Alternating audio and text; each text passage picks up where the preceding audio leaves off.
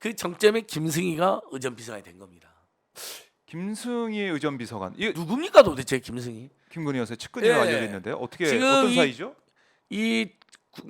지금 이 윤석열 정권하고 여당의 특징은 전혀 국민들이 모르는 사람들이 다 득세를 하고 있다는 거예요. 김기현 대표 제일 큰 문제점이 뭡니까, 박 기자님? 제가 사람들이 아직도 대표인지 몰라요. 예. 김기현 누군지 몰라요. 존재감이 하나도 없어요. 인지도가 좀 예, 낮다. 정책도 없어요. 근데 원내대표도 또 TK를 시켜요. 윤재욱. 대구 지난주 삼선. 말했지만 네. 국민들이 몰라요. 그 사람 누군지. 옛날에 수석부 대표 했다네. 뭐 이 정도만 알아요. 알아도. 지금도 많은 정책위원장 박대출 누군지 몰라요. 장재원이 다 알아요. 우리 국민들이. 알죠. 한동훈하고 네. 윤석열 끼고 온갖 시건방과 싸가지를 다 보여주고 있으니까. 근데 의전비서관 탁현민하고 한번 비교해 봅시다. 탁현민. 행사를 잘 치렀고 그래서 그게 평가가 좋으니까 의전비서관 됐잖아요. 네. 그것도 오랫동안 검증을 받고. 근데 이 김승희라는 사람 저도 누군지 몰라요. 그래서 지금 알려지는 것은 김건희 여사 이제 2009년 고려대 언론대학원 최고의 과정 함께 등록을 했다. 이런 얘기가 좀 나오고 있고 10년 이상 이어진 윤 대통령 부부와의 인연을 바탕으로 윤 대통령이 정치에 도전하던 2021년 네. 상반기부터 도왔다. 이렇게 지금 보도가 되고 윤봉길 있습니다. 기념관에서 출마 선언했을 때 정치적인 목적으로는 안 되는데 거짓말로 대관 받은 그 당사자 김승희입니다. 그러니까 신부름꾼 맞아요. 신부름꾼은 네. 뭐 인연이 깊은 사람이다. 김건희 씨가 이제 이명수 기자한테 하는 식으로 하면 승희야 나 좀 도와줘 1억 원 줄게 뭐 이런 식으로 해서 인연을 맺었겠죠 처음에 그런 비슷하게. 네. 근데 공무원이잖아요. 사적 인연으로 예를 들면 진짜 부속실 직원으로 채용이 될 수는 있어요. 네. 부속실 직원으로 아하. 사적 수행 굉장히 편한 사람이 수행을 해야 되니까. 아. 또 의전비서관은요. 지금 이 사람이 한미 정상회담을 해봤겠어요? 안 해봤죠. 무슨 이벤트 업체를 했다는데 직원이 뭐 한두 명이라는데 그 그냥 1인 회사잖아요. 1인 회사. 뭐 예를 들면 풍선 대여해주고 막 이런 거 했는지 모르겠어요. 그건 이건 봐야겠지만. 풍선 대여회사 있잖아요. 네. 우리 뭐 돌잔치 때라든지 이럴 때 보면 생일잔치 때 아니 지금 이건 생일잔치가 아니잖아요. 돌잔치가 아니잖아요. 규모가 큰 상황이고 의전비서관이 이제 상임 행정관을 하다가 이제 공석이던 의전비서관이 됐는데 갑자기 의전비서관이 한일 정상회담으로 날아가잖아요. 그때부터 김승희 입김설이 나왔어요. 아, 김승희, 김건희 입김설이. 네. 결국엔 의전비서관으로 등용이 됐다. 이제 이것도 인맥, 그러니까 이것도- 인사도 김건희 인맥으로 인사가 되고 있다. 이것도 김건희 작품이라 봐야죠. 이게 지금 민주당 국회의원들이 국회 안에서 동성하고 있는 사진인데 네. 그걸 윤석열이 시켰겠습니까? 아, 윤석열이 국정은 모르고 맨날 술만 먹고 다니는 사람인데 그러니까 지금 보면은 지금 국정 운영 자체가 정치검찰이 다 하잖아요. 네. 정치검찰이 갈 수 없는 자리는 김건희 세력이 다 하고 있는 거예요. 아하. 그렇게 볼 수밖에 없는 그렇게밖에 상황이다. 해석이 안 1년을 돼요. 돌이켜 예. 보면. 앞으로 김태호가 이렇게 득세한 것도 김건희 입김설이 나와요. 네. 천공이나 건진이 그냥 미국하고 일본에 딱 붙어 먹자고 계속 이야기했다는 거예요. 그러니까 그런 사실 천공의 지난해 발언도 나왔고 지난해 천공 그 유튜브 네. 채널 보면은 영부인이 바빠져야 국익에 엄청난 길이 열린다. 당연하죠. 뭐 정치는 영부인이 하는 거다. 이런 얘기까지 했었잖아요. 예. 그래서 김건희가 더 나대어 다니고 공무원도 아닌 사람이. 근데 여러분 공무원도 아닌 사람이 이렇게 막 정치를 적극적으로 하고 본인이 약속한 것도 어기고 네. 사진 찍어서 사보 올리고 저는 이게 그 자체로도 열받고 문제지만 공무원들이 그 사람을 다 수행하잖아요. 공무원 경호까지 100여 명 안팎이 수행을 해요. 그렇죠. 다 세금이잖아요. 국민을 보호해야 될 사람들이 공무원들이 국민을 대변해야 될 공무원들이 가서 김건희 신부름꾼 역할을 하고 있는 거예요. 그리고 전속 사진사 다 공무원들이겠죠? 다 세금으로 월급 받겠죠? 이번 이제 홈페이지 다 세금으로 네. 운영되죠? 그렇죠. 윤석열 사진보다 김건희 사진이 더 올라요. 그리고 포커싱 된 사진들 보세요. 윤석열 가만히 이러고 있어요. 아웃포커싱. 아 김건희가 그렇게 나오고 막 이러고 있고 막 네. 가운데 걷고 있고. 자 대통령실 사람들은 누가 권력자인지 아는 거죠. 아, 저는 이 국빈 방문 미국에 이제 갔을 때 얼마나 또 많은 사진들이 올라올까. 아, 블랙핑크하고 레디가랑 한 무대에 서가지고 세계적인 스타가 되고 싶었었는데 우주 대스타가 되고 싶었던 김건희 씨가 그게 실패해서 질 바이든 여사가 7번이나 공문을 보냈는데 김성환이가 그걸 잘랐다라고 묵살했다고 항명이다라고 자르고 잘랐다는 의혹이잖아요. 뭐 질 바이든이 7번 했을 리가 없잖아요. 근데 지금 밝혀진 건 바이든 손녀가 요청을 했다 그런 정도. 얘기도 나오고 있고. 그것도 김건희하고 이야기했다. 그러니까 자 누구랑 이야기한 거예요? 바이든 손녀가 나토 정상회담에서 김건희하고 이야기한 거예요.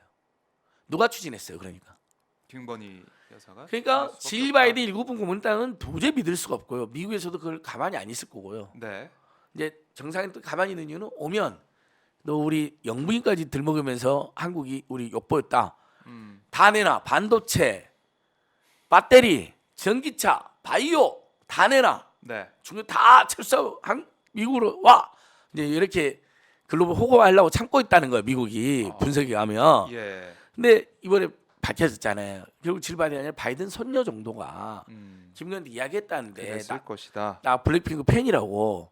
아니 그 이야기를 덕담으로 듣고 넘어가야지. 그걸 진짜 추진하고 그건 김건희 씨가 했을 가능성이 매우 높습니다. 근데 7번 묵살 당하니까 네. 김건희라고 안 하고 미국 측 요청했었다는 식으로 얼버무리고.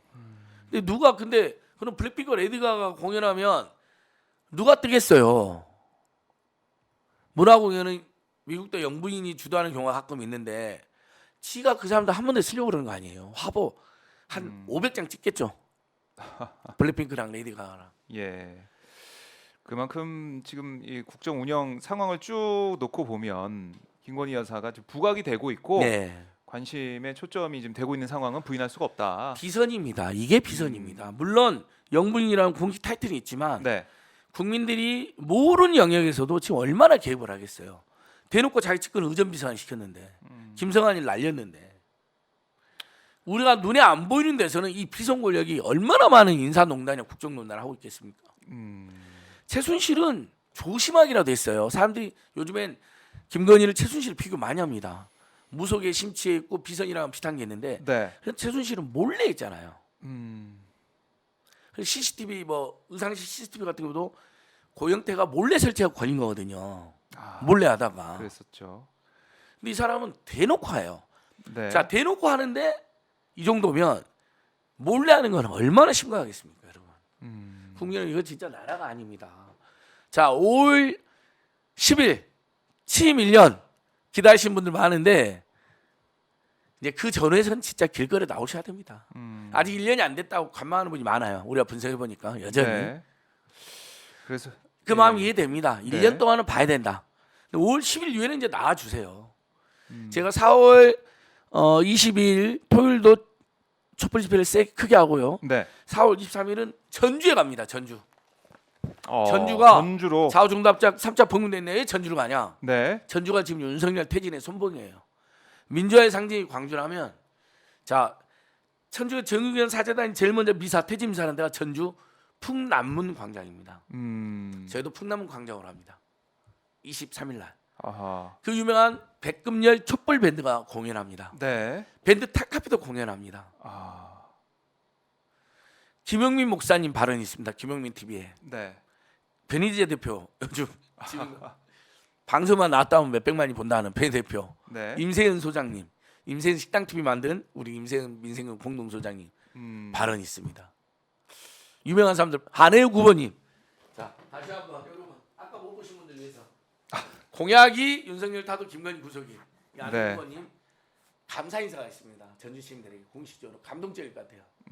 무명의 안혜욱을 대구 사람 안혜욱을 공약이 윤석열 타도밖에 없는데 10%가 넘는 지지를 보내준 전주 시민들에게 안혜욱 후보님이랑 서울의 백운영 대표님이 아마 큰 절 올릴 것 같아요. 네.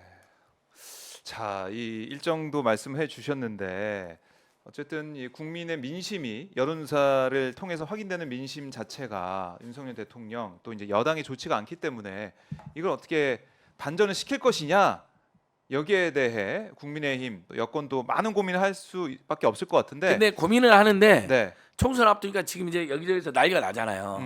쓴소리가 쏟아져 나와요. 뭐 심평, 그다음에 고향 국민의힘 위원장이었던 조대훈 씨, 조대훈 씨. 네. 아 국민의힘은 폭망했다. 이미 폭망했다는 거예요. 선거 참패한다는 거예요. 50석 안팎 이야기도 나와요.